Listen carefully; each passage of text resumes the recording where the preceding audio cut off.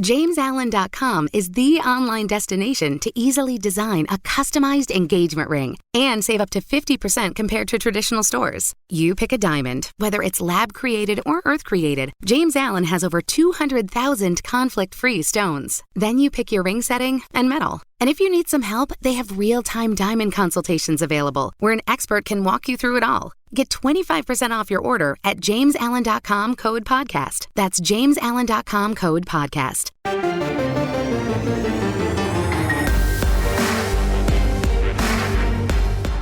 Welcome to the PowerCat Podcast, GoPowerCat.com's Kansas State Athletics Show. Make sure you're subscribing to our show at Apple, Spotify, Amazon, or wherever you get your podcasts. Now, from the GPC studios, here's your host, GoPowerCat publisher, Tim Fitzgerald. It is the PowerCat Questions Podcast, brought to you by Fridge Wholesale Liquor. I'm Tim Fitzgerald, Zach Carlson, Cole Carmody, and Ryan Gilbert. The whole gang is on hand today, except for Dude. I don't know where Dude went upstairs. Daphne's in here.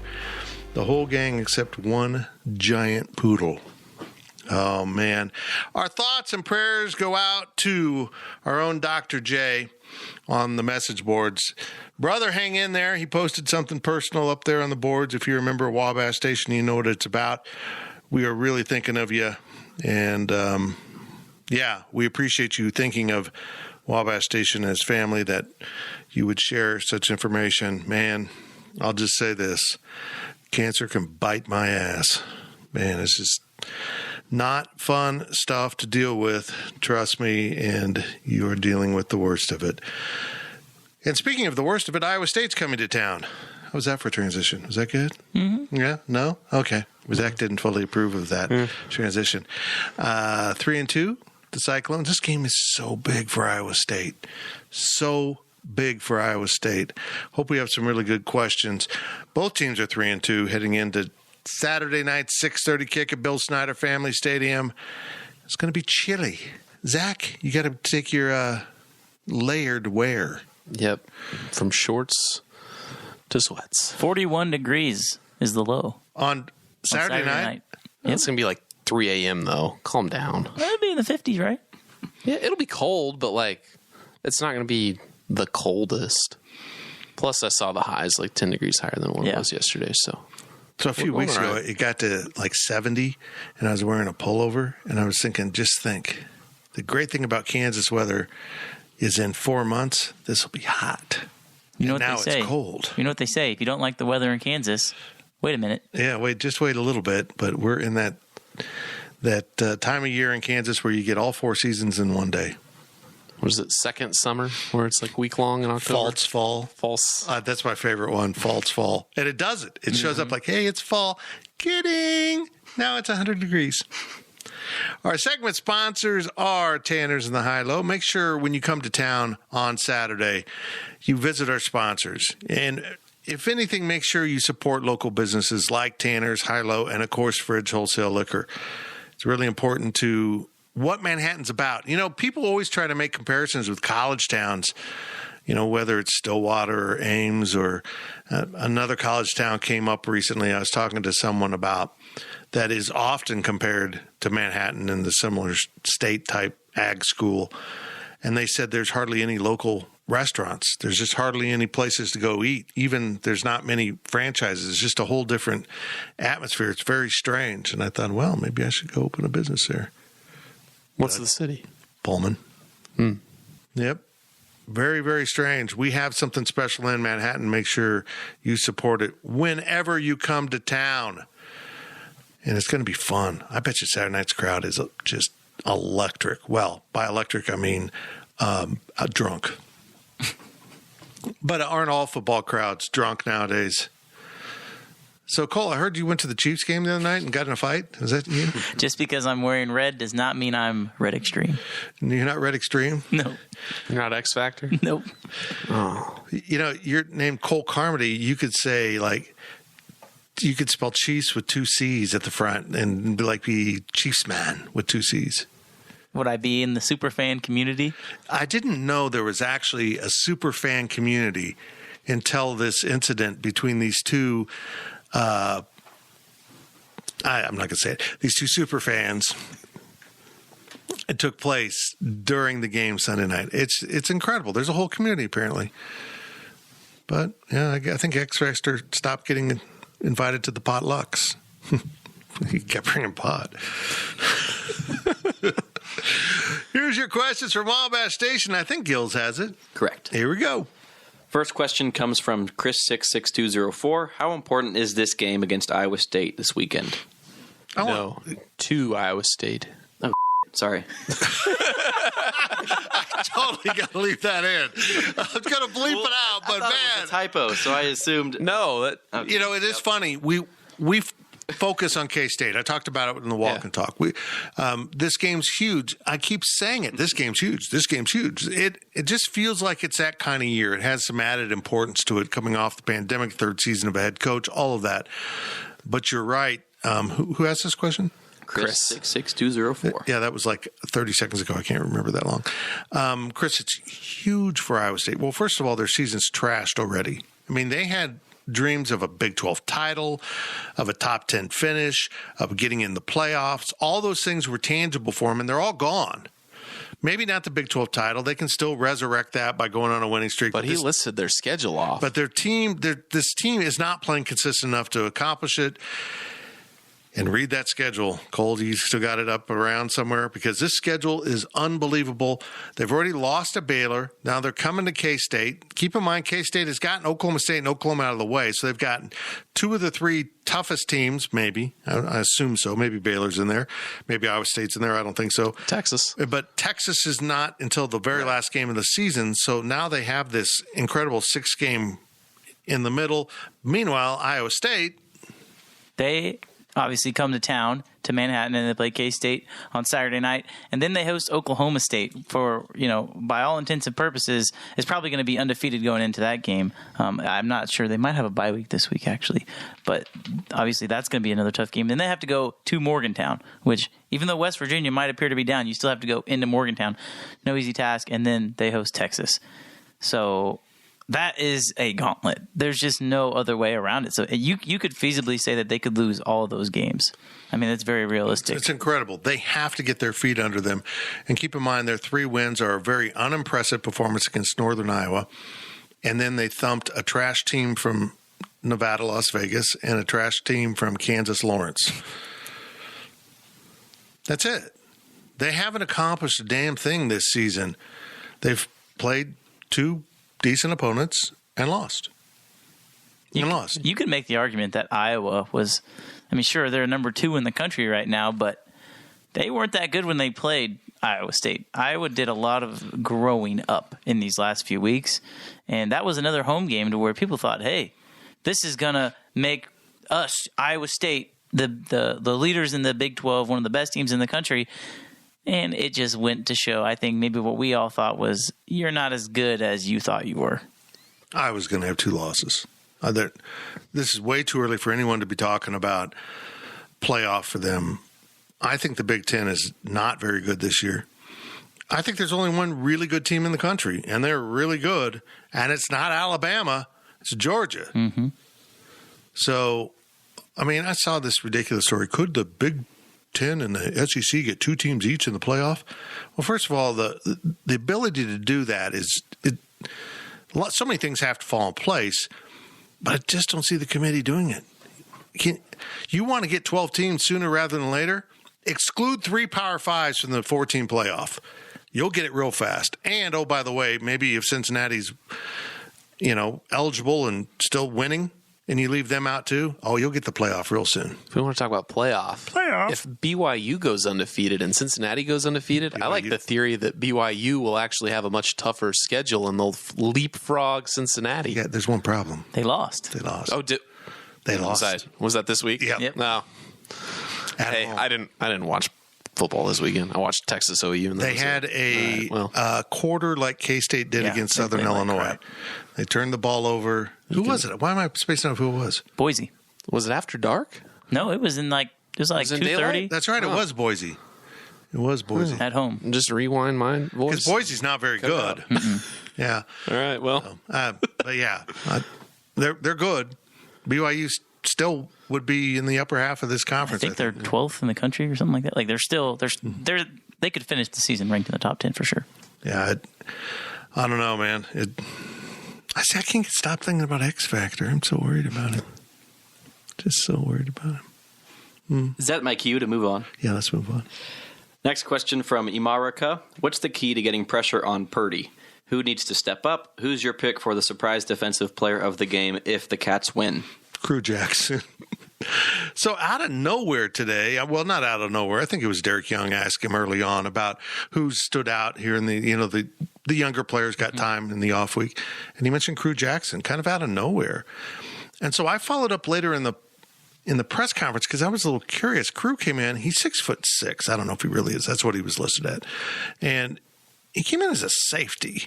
It's a weird measurement. It doesn't make sense. And he had also mentioned Khalid Duke. Losing him makes it hard to replace what he brings to the table. They've got other DNs, but he could slide back to linebacker. And he flat out said, we kind of designed some of this defense around a player like Khalid. Now we don't have him.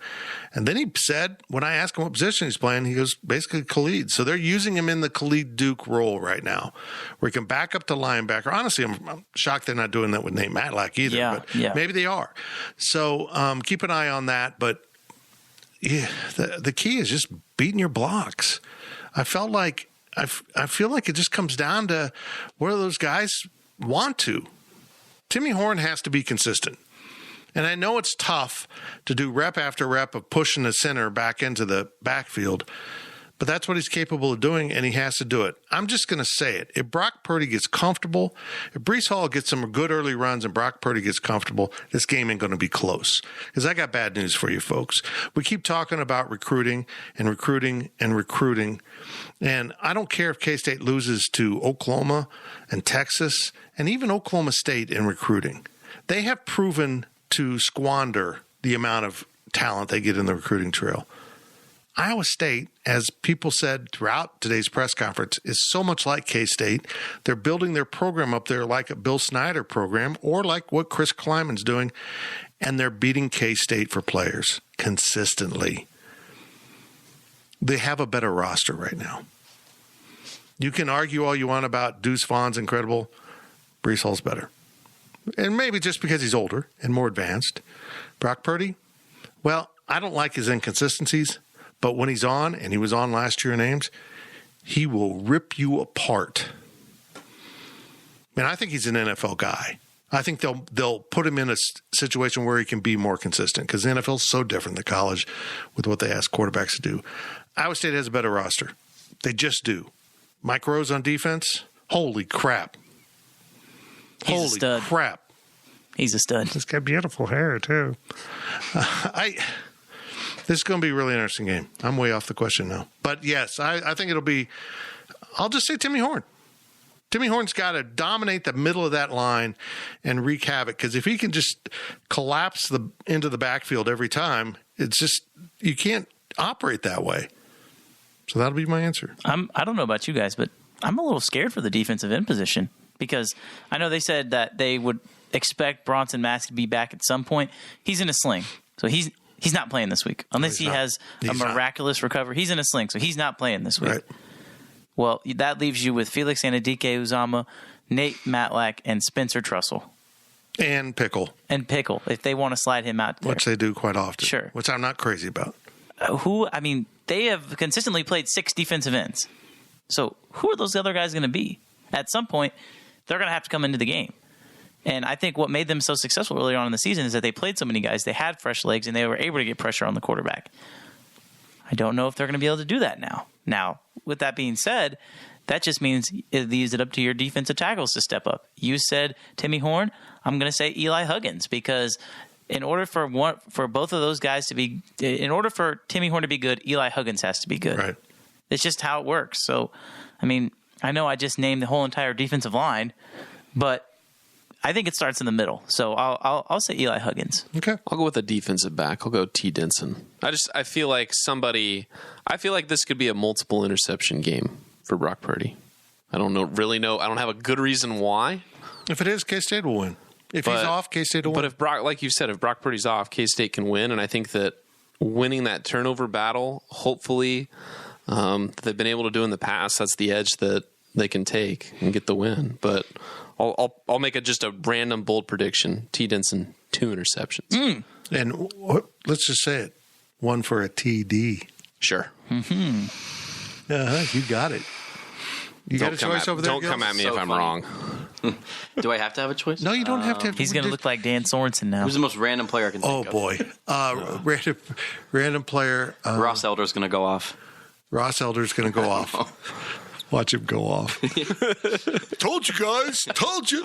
It's like Nick Allen at Oklahoma State. Yeah, exactly. From K-Ned, does last week's offensive outputs by the rest of the league cause you any concerns with predictions, or is it just 1 week? I'm a little lost in this league right now. I don't know what's going on with the defenses, but Oklahoma's defense is trash. I mean, they finally pulled it together at the end. It almost just looks like they're not playing hard. I don't know how that's possible, but they're just giving up so many points. Texas surrendered a ton of points. Yeah, the thing about this is K-State's defense has to get more capable because K-State's offense isn't going to win shootouts. It's not designed to do that. It's not equipped to do that. And so they're going to have to get better performance from the defense. And that's really where I come down on this game. If K-State's defense isn't any better than it was last game out against Oklahoma, K-State's not going to win.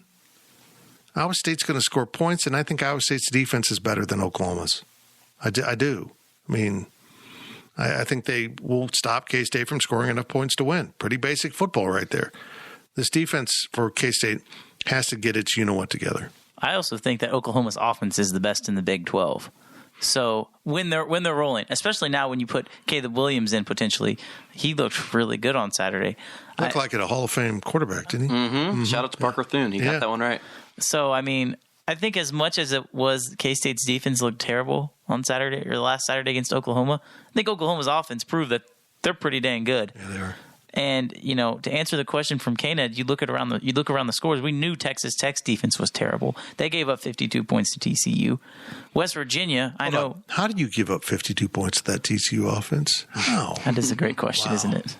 We know that Ryan's favorite team, the West Virginia Mountaineers, have struggled the entire season. They gave up 45 points to Baylor, whose offense has not been good at all. I mean, I don't know if it's a combination of bad defenses or good offenses, but I just think the conference is so Jekyll and Hyde. I agree. Flip a coin, and that's who's going to win. I think it's going around college football right now. I mean, both Clemson, Alabama, and Ohio State all have losses. I mean, it's just there's some inconsistency going around. And guys, I do stop to wonder, is the NIL playing into any of this? Is there distractions in some of these locker rooms? Is Spencer Rattler caught up in? How do you feel if you paid him whatever he got paid for his NIL, and now he's probably not going to start again and probably will be in the transfer portal and is a villain to Oklahoma fans, and you just paid him a lot of money to represent your company? Welcome to the minefield of the NIL. I mean, I can't help but wonder if there's some of this distraction getting into the locker room and affecting teams on the field. Big time programs, yes. And Georgia's been smart enough to spread the money around, probably. Guys, there's a pile of $17 million in the locker room. We're going to need to divide it up equally. You're saying that they share their tips? Yes, they share their tips. Sounds like a very smart play by Kirby. Yes. See, I know looking at what happened over the weekend with, the offensive outputs, but I can't help but think K-State's played so well on defense at times, and really for most of the season. Yeah, it sucks you lose Khalid Duke, but I think if K-State can go out and put together the defense that they've shown that they can put out there, I'm not really concerned by what everyone else is doing, because K-State's defense has just been so formidable at times this year. Cole, you're the guy that breaks down our film. I was struck by watching that Oklahoma game. I feel like when they go zone on the back end, they get passive. Mm-hmm. They get out of attack mode, which they were in. Now, I'm not saying they can never go to zone. I'm saying they were consistently in zone, and it puts them more in a passive footing as a defense. And it even affects the guys up front. I think this group of guys needs to be on the attack. And right now, I've said this in the past, they're so focused on not giving up big plays, which I understand is important, that they've decided to give up the nickel and dime too, because they don't want to take chances. So, yeah, you can throw it underneath. Yeah, you can throw it underneath. Yeah, you can throw it underneath. Next thing you know, they're just going down the field and demoralizing and exhausting your defense. In some ways, giving up the home run is better than giving up a 12-play drive. Well, you said home run, and I'm going to go exactly into a baseball analogy. It is like a pitcher pitching around a hitter. Right. Instead of saying, guess what, I'm going to throw the ball, and you're going to have to hit it, and there's a good chance we're going to defend it, and we're going to get it out. Well, I'm going to pitch around the zone. I'm going to get behind in the count, and then I'm going to give up a home run. Eventually, I'm going to get beat. K-State, when they are playing zone coverage, especially against Oklahoma like they did, they almost looked like they were playing scared. I mean, that's the best way to put it. I mean, it's like, well, we are not going to let him beat us, and we'll take the dink and the dunks, but we're not going to let him beat us. Well, there comes a point where they can dink and dunk and find their way down the field. And so that is the bend but don't break defense. Obviously, the bending and breaking happened for the most part. But what doesn't make sense to me is because you have big corners on the edge. Mm-hmm. You have experienced safeties who you obviously trust to play multiple positions. If I'm Joe Klanderman, Chris Kleiman, especially this week against Iowa State, we've seen bad Brock Purdy. I'm blitzing. I'm after him. I'm running man coverage. I'm making him beat us because I know that I have Justin Gardner. I know that I have Eko Boydo and I have Julius Brents, big cornerbacks that can match up with any receiver. If they beat you down the field, so be it. But you got to put pressure on him. Hey, here's the thing is when you go after quarterbacks, you take chances. And I can hear the voices of former K-State defensive coordinators saying, we just don't have the guys. They can't consistently cover. Well, nobody except the very, very elite corners can consistently cover in man. The thought is you don't have to cover as long. You just have to be with them long enough to not let an easy pass happen. Don't get burned down the sideline where the quarterback can just throw it out there. The idea is you put so much pressure on the quarterback, even if the guy's open, he's not in a comfort level to complete it. Instead, you let the quarterback sit back there and pick the weakest link in your defensive backfield and say, I'm going to pick on you. You're giving too much edge there. Or you, like you brought up Dan Sorensen. Oh, we've got a horrible mismatch here. They're in zone. I'm just going to sit back and, well, that contradicts himself because Dan Sorensen was in man when he was getting burned. But anyhow, you know what I'm saying. Mm-hmm. The quarterback then can pick where he wants to throw if he's got time. And you know what? You might, if you've got 4 receivers out, 3 of them might be covered. But if he's got time, he's going to find the 4th guy. Yep. And that's exactly what happens. Mm-hmm. From Exhausted Nihilist, what are your expectations on how mobile Skyler might be after the off week? I'm afraid Skyler's going to start overthinking this because it came up at the press conference today. He recognizes how much better he was just staying in the pocket. So now instead of instinctively running, I'm afraid he's going to sit there and no, and end up doing neither, which is what he does when he bleeds to the right. That's exactly what he's doing. I'm trying to stick with my receivers, but I want to run. And then he gets himself in a position where, while either decision might have worked, now neither will work. And so I hope he doesn't overthink it. I hope he can still go play, but I think he'll be more mobile. But I think he's also going to be very careful about when to run the ball because he wants to make it through the season. Aside from this injury, he doesn't want it again. So hopefully staying in the pocket will be good for him, but he'll still take off when he needs to take off. We saw it in the NFL on Sunday night. Both quarterbacks just gouging defenses that were dropping back in man.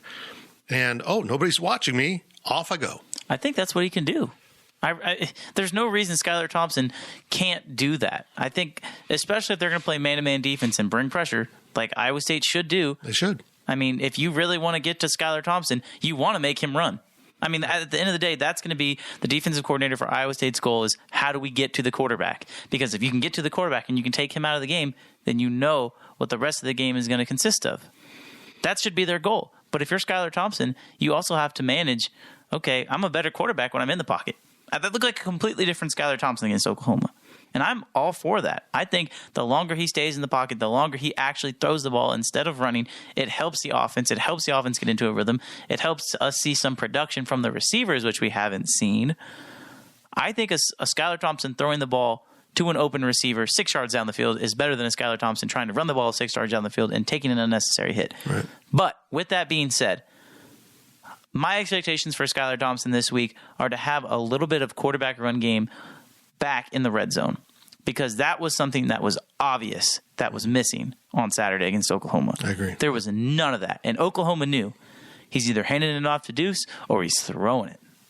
That was completely obvious. That has to be something that you involve somehow in your offense, even if it's putting Will Howard in. There we go. Zach, would you put Will Howard in at times just to run the ball? Absolutely. Yeah. You got to have a threat, but at the same time, you can't just do it like, when K-State used to run the Wildcat with Charles Jones, you knew exactly what the play was. There was only one play. He was keeping it running up the middle. You can't do that with Will Howard. No. You have to allow him to at least get a rhythm to play quarterback and just be a realistic threat to throw the ball, hand the ball off. He can't just be completely running. And if that means giving him a series, maybe. But at the end of the day, if having Skylar with a rhythm, even if he's not a threat running the ball, and if you throw that off, putting Will in and he's not able to get a rhythm, I don't know if that's better, even if it gives you the threat that Will can run the ball. Very good. I wouldn't be opposed to seeing a Wildcat formation. I really wouldn't. Put Malik Knowles back there. Put Deuce Vaughn and Joe Irvin back there. Do something to where you can have some type of quarterback run game. It doesn't matter if it's not the quarterback. It just gives you an extra person on offense. They were talking about it in the Sunday night game. When you run with the quarterback, that takes away, somebody that takes away an offensive player just standing there. They have got to find a way to run with the quarterback. I agree. Well, with Skylar Thompson, and Cole, you can correct me if I'm wrong here, because you're the X's and O's guy, but he needs to understand that it's okay every once in a while to take a sack instead of Fitz, like you said, rolling out to the right and gaining or losing 1 yard. You know what I mean? The risk that you can get staying in the pocket and picking up yards, I think, is greater than maybe getting 1 yard on a run. I think those are probably the toughest lessons for a young quarterback to learn. Yeah, but he's not young anymore. Well, he is. In the big scope of things, he is. When to throw it away and when just to tuck it under and just take a sack. Get down, take the sack. Don't get hit. I thought the line did a great job of protecting him for the most part. For a guy that wasn't mobile, who channeled his inner Ben Roethlisberger and just kind of stood there. I thought they did a really good job. Again, if they want to win this game, the Lions have to win the game. Mm-hmm. Last question of the first half comes from 3G Wildcat. Are K-State's third quarter misfires partially caused by a staff that was used to having the lead and being able to out-athlete opponents at North Dakota State? I think that could be. I think a lot of the things that we see are related to coaches who have rarely been in these situations. But I am disturbed by the lack of effective adjustments at halftime. Did I just forget how to talk? What happened to me? You got it out. Did I have a little stroke there? You've been listening to me too much. You found yourself in a very odd situation. They make adjustments. They're just not always effective. And I think Klanderman, has mentioned this in one of his Thursday press conferences, that they need to be more willing to make adjustments during the first half, not wait till halftime. Yeah. And again, I think that does fall back to a group of coaches that are used to kicking everyone's butt. Or even if they were in a good game, they didn't really need to make adjustments. They knew they'd just keep doing what they do, and they're going to win the game 95% of the time. To me, it looks like in a boxing match when a boxer comes out and he just sits there and takes punches without punching. Well, then he gets knocked down. That's what happens in the third quarter against K-State. They're seeing if the other team will tip their hand, but they're not gaining any ground from it. So it's like you're beating yourself in that way, because you're trying to see what the other team made adjustments at halftime. So then you can make adjustments maybe in game. We've seen it work against Oklahoma. They made an adjustment in the second half where they shut down Oklahoma last year and ended up winning the game. But I think that sitting back and waiting to see what the other team tried to adjust, you need to worry about yourself. Right. And I think that's what gets them in trouble sometimes. I can't help but wonder if these third quarter problems this year could be solved with just winning a coin toss. No, I was just thinking the same thing. They end up having to take the ball. They have to take the ball first. And I don't think that, I mean, they've done okay. They've done a lot better than they've been in the past, even going back to Snyder, I think. But you start off that third quarter on defense. How many points have they given up on that first drive? Because it seems like a lot. And then they come out flat, go 3 and out. I think they've probably gone 3 and out more than 2 or 3 times, it feels like. It just feels like they come out completely flat because they have to start the second half on defense. It's amazing. They're on a 4-game losing streak with the flip. 5. They apparently did win the flip at Stanford. What? That's what I thought they'd lost it, but it's in the packet as they won it. I don't remember them winning it. Wait, so you're telling me that they give up points on the first drive of the second half because they're on defense? Maybe because there's not as many people in the stadium. I'm not going to go that far because they played at Oklahoma State once. Then again, they didn't give up any points that game. Just saying. 0 in the third quarter. All right, make a note about a daily delivery. Thank you, Cole. Conspiracy. Conspiracy. Oh, that's it for the first half That of is the it. podcast. While you're writing down your DD idea. I'll do this first and then write. That is the first half of the Power Cat Questions podcast, brought to you by Fridge Wholesale Liquor. On the other side, we'll take more of your questions from Wabash Station. And folks, if you're not subscribing to GoPowerCat.com, think about it. Just think about it. Just go check that $1 for your first month thing and go check us out for a whole month for $1. And if you watch our YouTube videos, make sure you check that subscribe button. That one's completely free. You don't even have to pay. You can pay Zach $1. Go ahead and mail him $1. GoPowerCat.com's Power Cat podcast continues after this short break. Hey, I'm Ryan Reynolds. At Mint Mobile, we like to do the opposite of what Big Wireless does. They charge you a lot, we charge you a little. So naturally, when they announced they'd be raising their prices due to inflation, we decided to deflate our prices due to not hating you. That's right. We're cutting the price of Mint Unlimited from $30 a month to just $15 a month. Give it a try at mintmobile.com/switch. $45 up front for 3 months plus taxes and fees. Promo rate for new customers for limited time. Unlimited more than 40 gigabytes per month. Slows full terms at mintmobile.com. Is your January looking dry? Get some lotion. Get a humidifier. And better yet, get Drizzly, the go-to app for drink delivery. With Drizzly, you can compare prices across local stores to get the best price on a huge selection of drinks perfect for dry January. Every single time. Non-alcoholic wines? Have a look.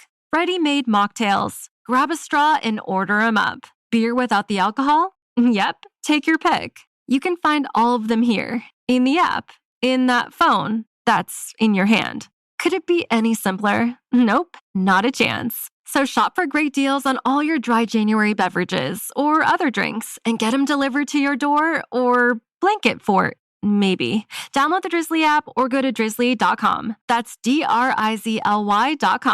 Must be 21 plus, not available in all locations. And don't forget to lotion up your elbows. They're looking a little dry. Welcome back to the Power Cat podcast. Now, let's return to the GPC studios. Welcome back to the Power Cat Questions podcast. I know when you're sitting at home and listening to this, you feel like they just stopped the tape and then restarted it, and now I get to listen to the second half. We had a whole bunch of stuff that went on in between. We talked about all kinds of stuff. Chiefs super fans. Kinds of stuff. Super fans, people who think they're super fans, people who think they get to decide who are fans, and all that kind of good stuff. Anyhow, we're sponsored by The Fridge. They are the Twitter of alcohol. Addicting? Hashtag, I don't know. I'm not sure. They ban people for no good reason? It wasn't a good promo. I'm going to just say it. I don't know why they're the Twitter of alcohol. But just go there.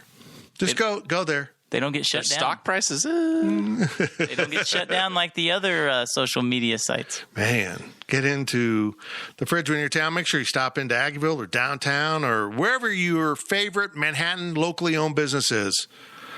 And if you're in Aggieville, stop in Tanner's, the High-Low, and say, hey, Fitz sent me. What's the special? What's the Fitz special?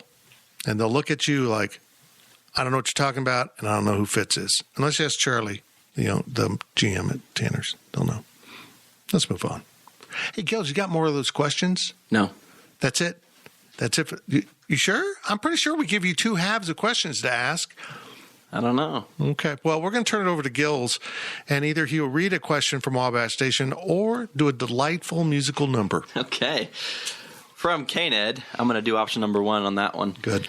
While it is not listed on the schedule, the separate inclusion schedule says the K-State Trailblazers will be celebrated Saturday. Just curious, has the athletic department sent out a press release, spread the story to the media in advance, or try to get any publicity for it? They listed it in the initial diversity and inclusion press release, but that is it. There was no explanation. Okay, so what's going on campus? Explain. I was just going to go there. Yeah, do it. So today today was Tuesday, and today was the KS Unite.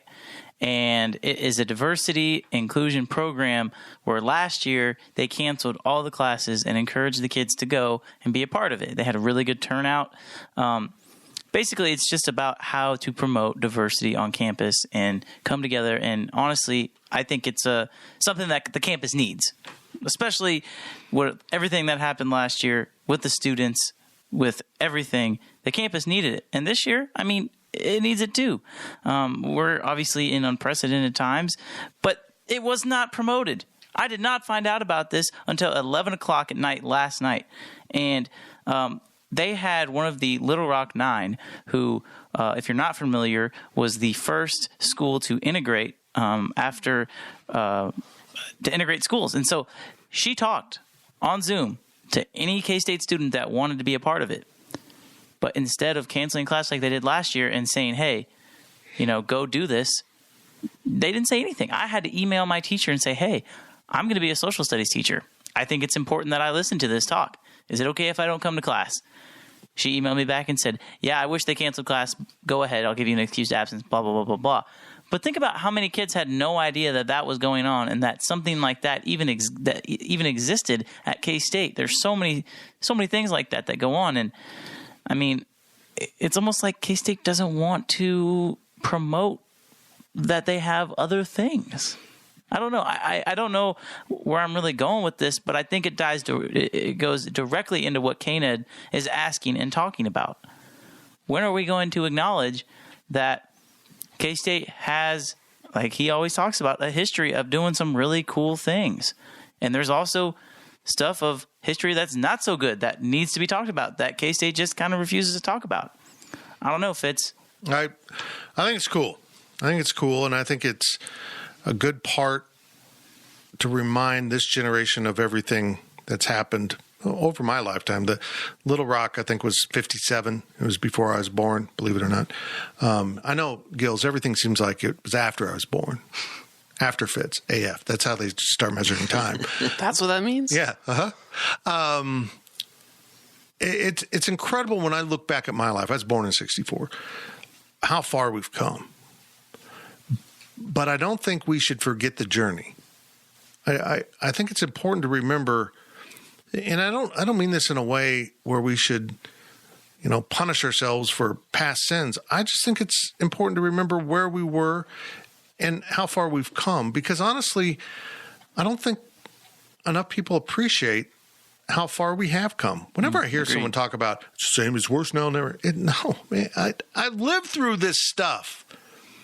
I know how bad it was. And so I think it's cool. And I am with K-Net on this.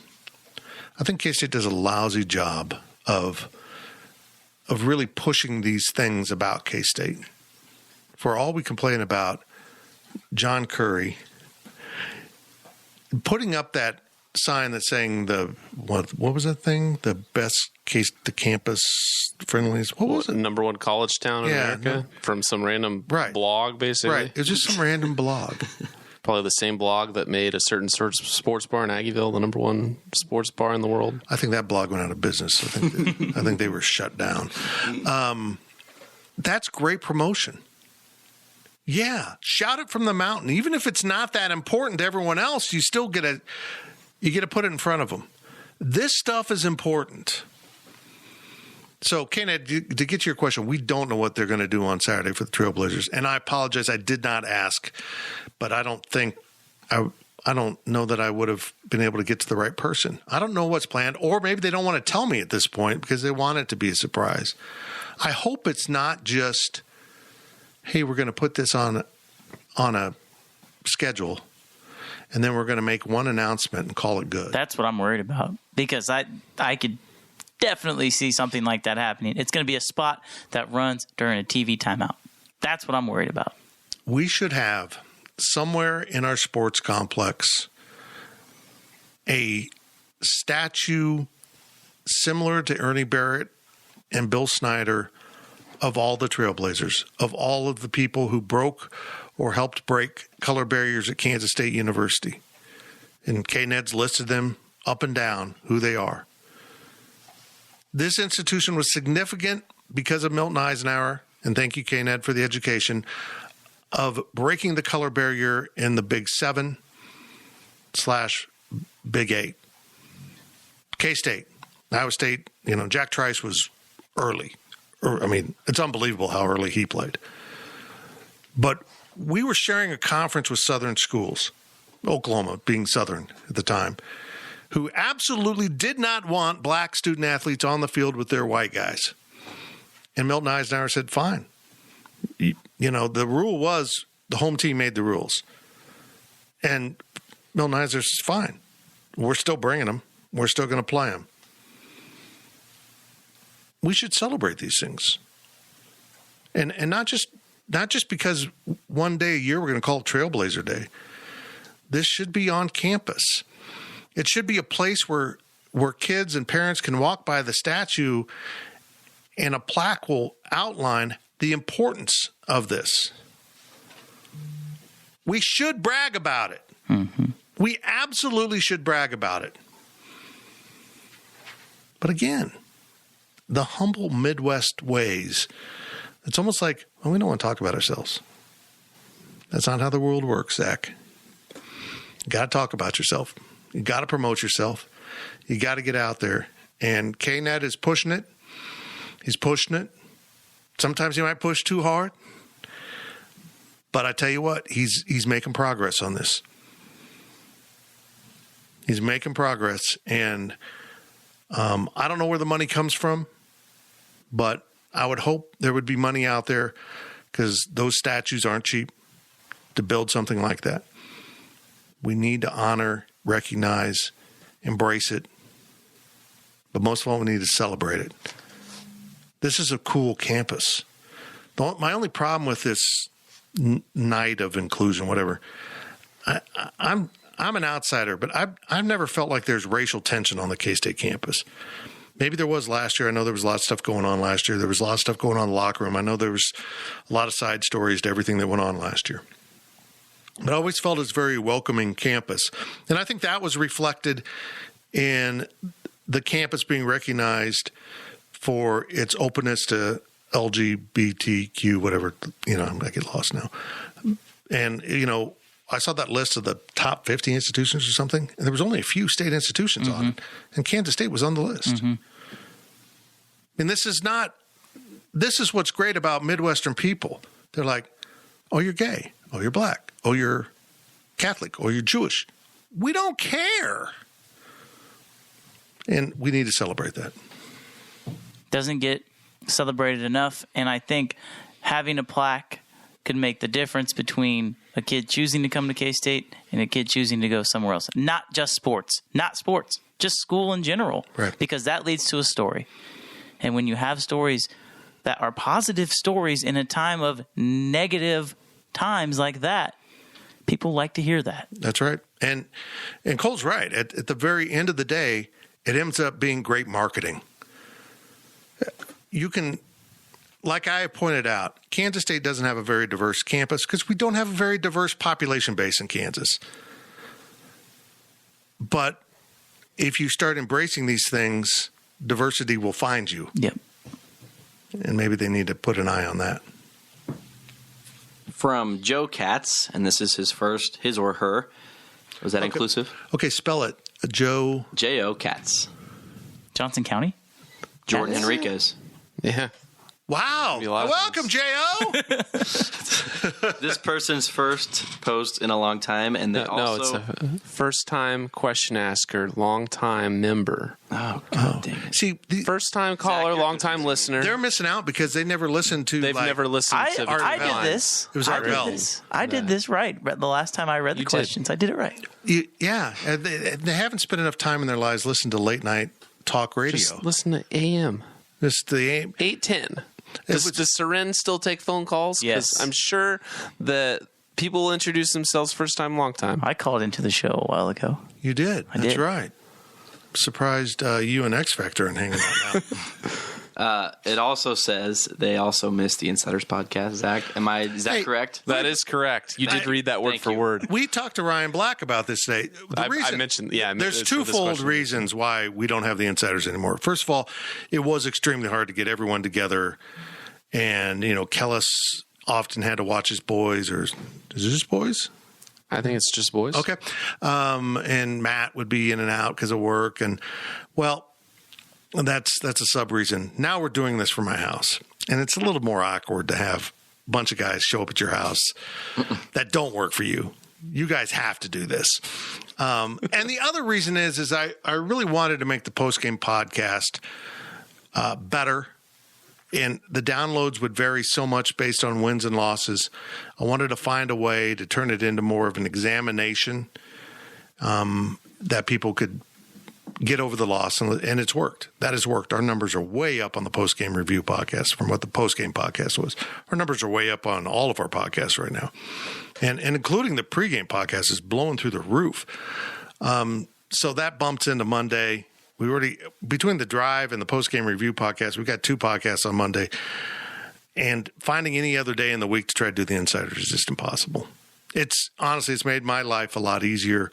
And that going back on the road, I needed to lighten my load a little bit because I ain't what I used to be. I know you guys are shocked. But you were good once as you ever was. I was kind of good. I was above average. My best was okay. And now I'm a little bit below that. Are we going to get to his question? His or her. Well, what was the question again? We never asked it because we got on this rant. Okay, go ahead. Insiders podcast. I'm sorry. In this current era of realignment, transfer portal, and NIL, is there any actual chance for anyone other than a blue blood to ever complete, let alone win, a national championship in football? Yeah. And, I'm a big believer of unintended consequences. I think it opens it up. I think it does too. I think we're seeing it. I think we're seeing these big programs that have the players getting the big NILs, all that stuff. They're getting big paydays. I think we're seeing them peel apart a little bit because that is an enormous distraction. That's a distraction with professionals. If a guy gets a contract his teammates don't think he deserves, that's a distraction. If someone gets a NIL deal that the rest of the players don't understand and you can't figure it out, and they're 19, 20 years old, hell yeah, that's a major issue. These aren't professionals. These are kids going to college. It's going to be a big distraction. And you can't just stockpile talent and tell them they can't leave anymore. You were just mentioning Dabo Swinney's upset. Well, he's upset because players are going to be leaving his program left and right because they're going to go there and realize, hey, I'm third string here and I'm a 5-star recruit. I'm going to go somewhere else. I think it's going to have a nice trickle down for a lot of programs, including K-State, that embrace the transfer portal.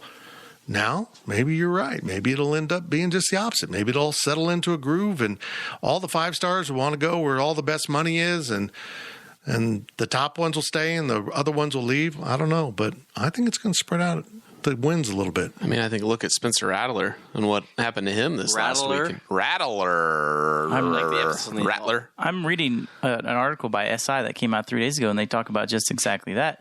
Fowler Auto in Norman, Oklahoma, gave him 2 brand new cars, a 2021 Charger and a 2021 Ram. Why? Why would they do that?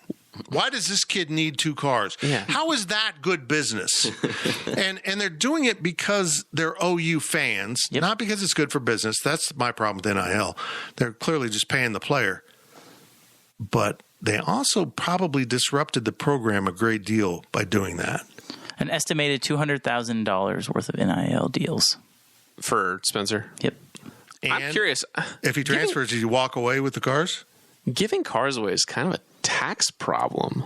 I mean, you got to pay property taxes on those. Who's expecting a 19, 20-year-old kid to understand the implications of taking a free car? Because it's not free. Well, this article brings up another good point with DJ Iguodala from Clemson. Sorry, I don't know how you say your name. It's the quarterback. Iagula or something. I believe that's how it's close to that. Just move position. He's in a and Dr. jersey Pepper number. commercial. He's in a Dr. Pepper commercial Why? about the college football playoff, oddly enough. At least that's reasonable.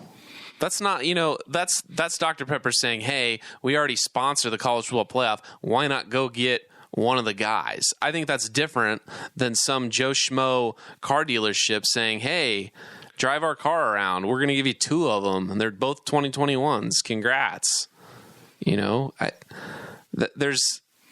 My deal with NIL is eventually it's going to, the people that provide value, whether it's their skill position or not, are going to end up making the money. It's all going to even out at the end. You're not going to see these $6,000 a year deals to walk-ons to everyone that's a walk-on on the program. At some point, the money's going to run out to where it's like, hey, it's just not worth it. The people that can earn money on their own and on their own merit are going to get the money.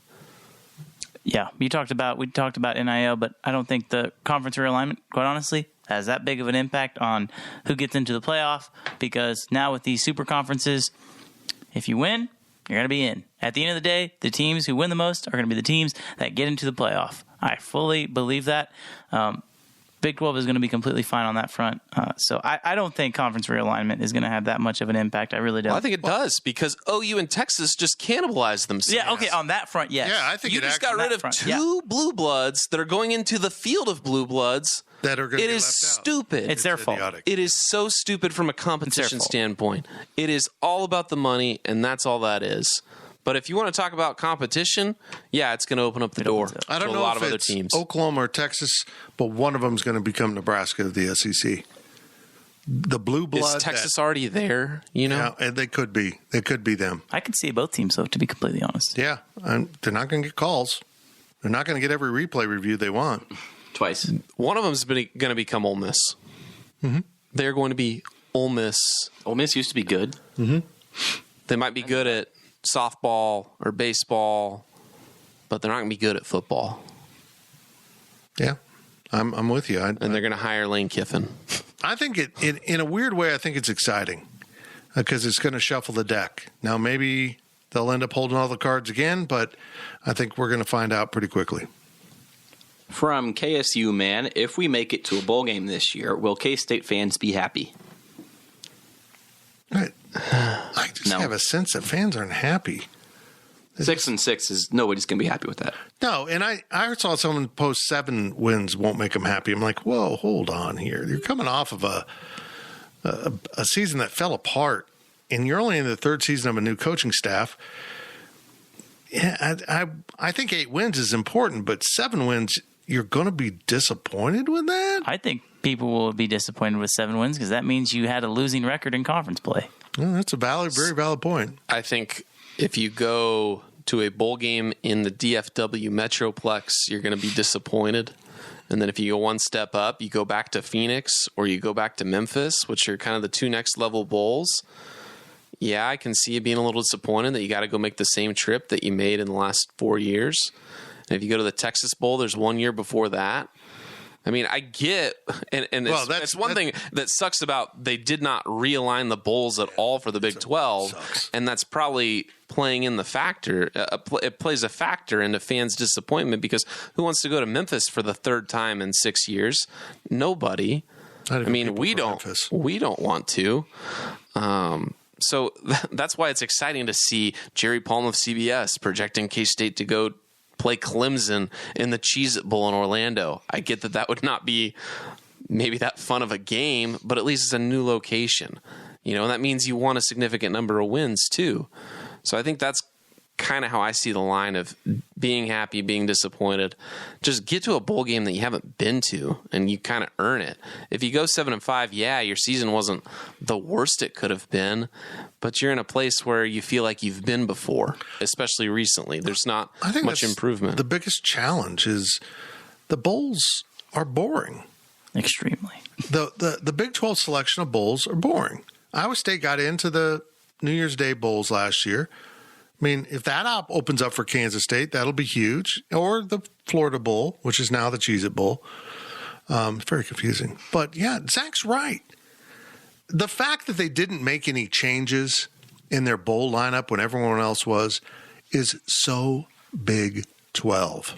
Oh, we're fine. We're just not going to change. They were finally forced to change and did a good job with it. Now they need to turn their attention to the bowl games for the new conference because they're going to get screwed out of.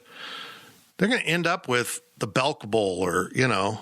I would take the Belk Bowl. Potato Bowl. Well, the Belk Bowl is actually, it's the Duke's Mayo Bowl now, but. Oh, yeah. Gross, but they are phenomenal on social media. Well, it's good advertising because I had never heard of Duke's Mayo. It's a Southern thing.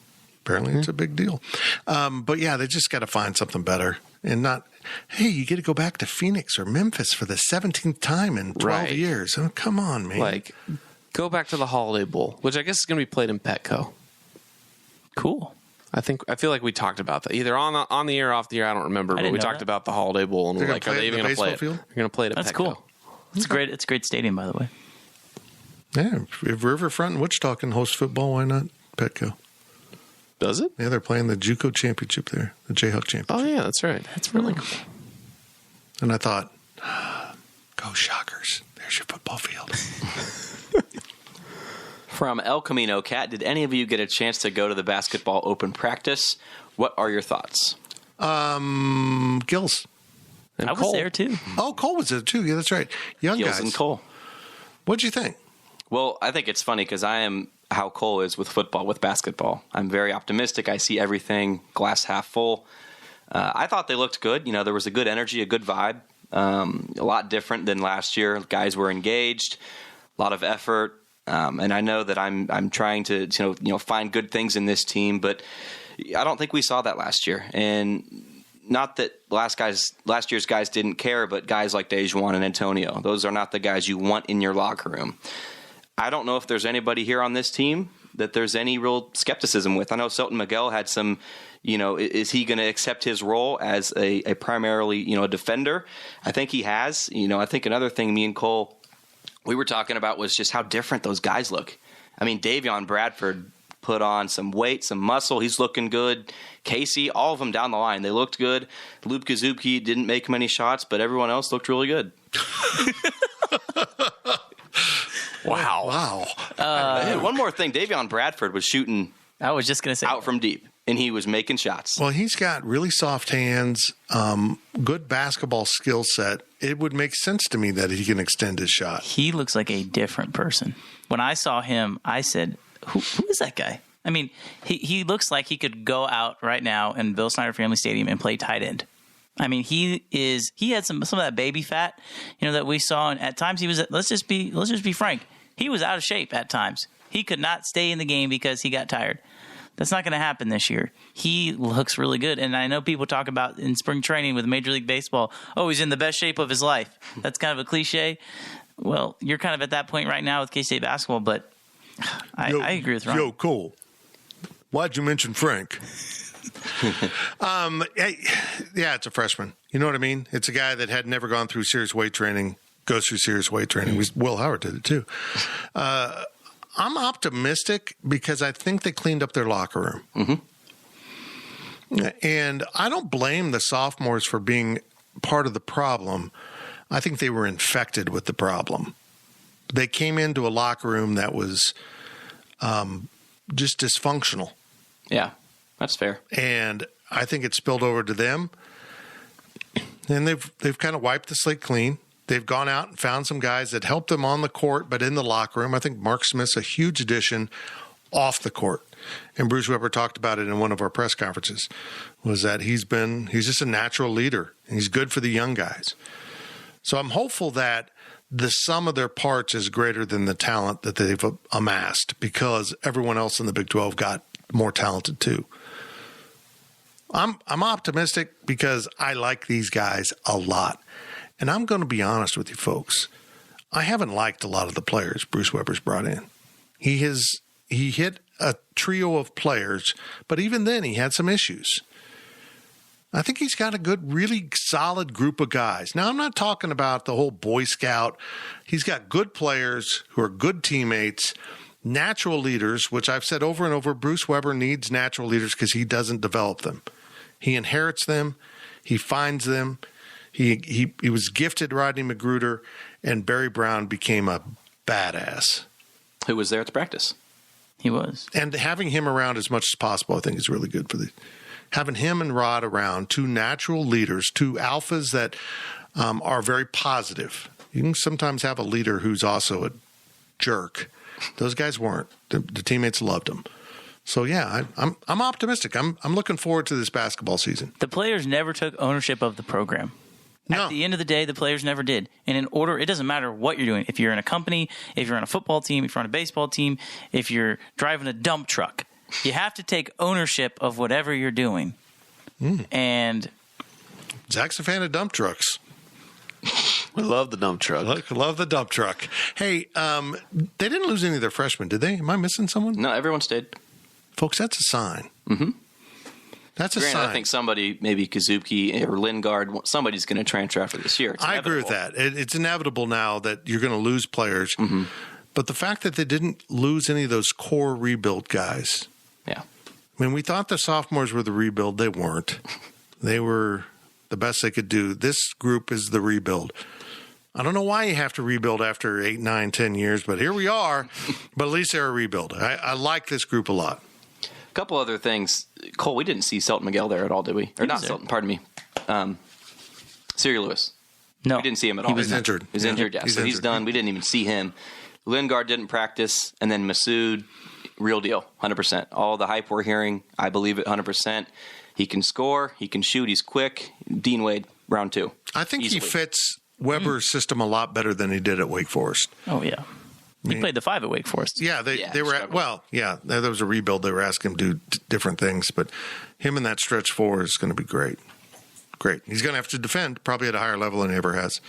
Something Dean did exceptionally well. The two things Dean does exceptionally well is defend and pass. That's really what made Dean Wade's And find soft spots. like you did in my heart. You're too kind. Zach just checked out. He's still thinking about dump trucks. Last question comes from El Camino Cat once again. Who are the starting 5 and top 3 off the bench? Oh, we're still on hoops. Man, El Camino went hoops on us. I like it. Bring it on, baby. Who are your starting 5? Pack at the 1. Oh, really? Yeah, it's a hot take right there. Do you have like an alarm sound effect you can put on there? I could, but I'm not. I'm not going to work that. I already have to bleep out your language early on. That's all you get. McGurl, Smith, Masood, Bradford. You're starting McGurl. Yeah, I think you kind of have to have him on the court just to start the game. I disagree with you totally, but he will start. I mean, Bruce will start him out of loyalty. Yeah. I think, and I've said this now for 2+ years, if Mike McGurl's in your starting lineup, you're not Big 12 level. Who would you put, Selton Miguel there? He can be your 5th best guy that's there for energy. I think he's I'm okay with that. I think he's the 5th best scoring option on that team, on that starting 5. But see, you've said exactly why I want him off the bench. Mm-hmm. He'll bring that leadership, True, that calm, and a scoring ability and a defending ability off the bench. And when he was at his best, that's what he was asked to do. So I'm not sure who I put in there, but what about Luis Colon? How many minutes a game did he play? 15. But he started. He started. So, well, keep in mind he only played those minutes because he typically, if he'd played 30, he would have had 17 fouls. 3 of them intentional. One of them included a punch.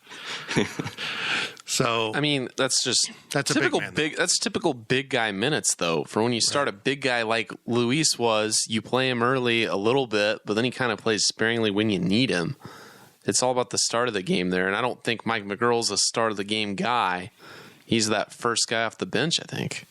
I think one guy who we haven't talked about yet, and I forgot to mention him when we were talking about practice, is Marquise Noel. Yeah. He is quick. I don't want to say that he's going to be better than Nigel Pack, because if I say he's going to be better than Nigel Pack, I am completely over exaggerating how good he actually is. So Caleb Williams is in the Hall of Fame? Let's just say that for backup point guards, Marquise Noel, he should be your sixth man. Best in the country. Well, wow. Noel is not a backup point guard. I would fully anticipate him to be on the court at the same time with Pack. At times. He is the primary point guard when he's on the court. That's all he can do. I mean, he's 3'2". And I would not be opposed to seeing Noel and at the 1 and Pack at the 2. I mean, I think that's their intention. That's what I just said. Yeah, they'll be on the court at the same time. And you look at Bruce Weber teams; he's best when he has 2 point guards on the floor, which is a new thing. And maybe he considers Mike that. I don't consider Mike a point guard, but I'm intrigued. They have options. They have options that don't include guys that we hoped would improve enough to be good. And that's a shot at the sophomore class that didn't come back.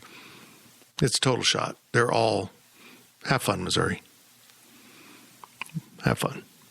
That's it. Isn't it awesome to see Curtis Kelly, Cole? Oh yeah, he brings so much energy. He loves K-State. He loves it. I love Kurt so much, and I can't wait to see him. I haven't seen him yet. I've seen him at Lucha. Yep, I know. I'm a homebody now. Get off my back. Come see me. Yeah, Zach was there this weekend.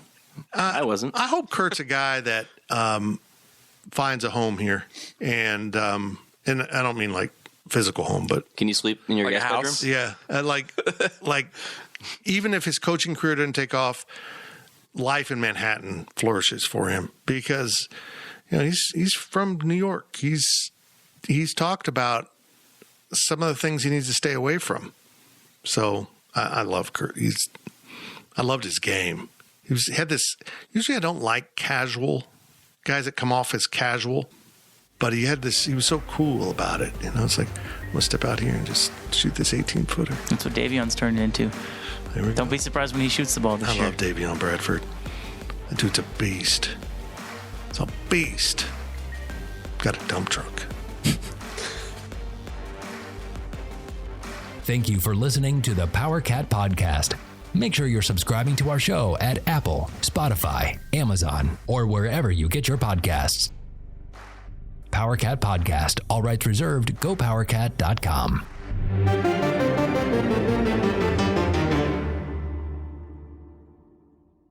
With Blue Link Plus, you can access your Hyundai Tucson Limited remotely. Doors unlocked, temperature set, lost car found. There it is. Get complimentary class-leading Blue Link Plus. Call 562-314-4603 for complete details.